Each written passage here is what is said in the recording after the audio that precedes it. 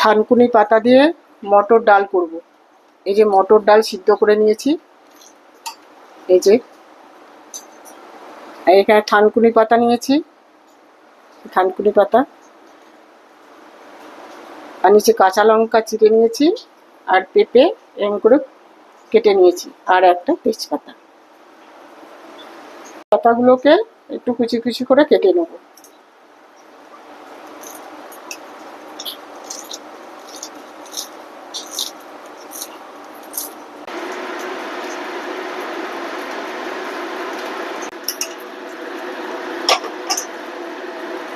এবার সর্ষের তেল দেবো। এবার মেথি আর তেজপাতা ফোড়ন দেবো।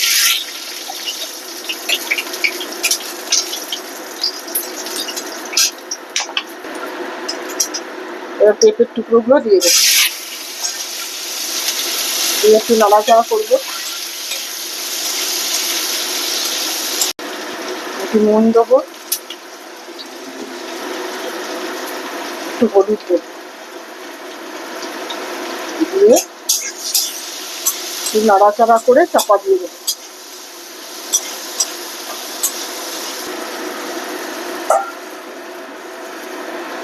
5 মিনিট পর ঢাকনাটা খুলবো।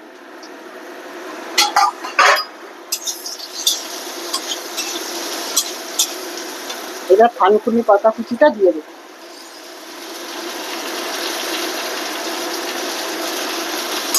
দিয়ে ভালো করে নাড়বো।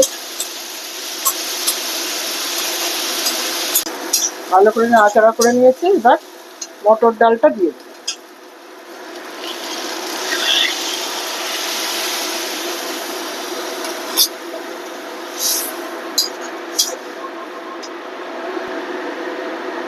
এবার চেরা কাঁচা লঙ্কা দিয়ে দেবো,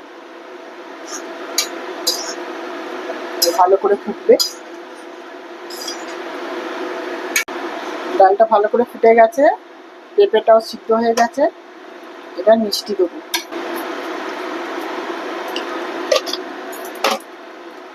মিষ্টি দিয়ে ভালো করে নেড়ে নামিয়ে দেবো।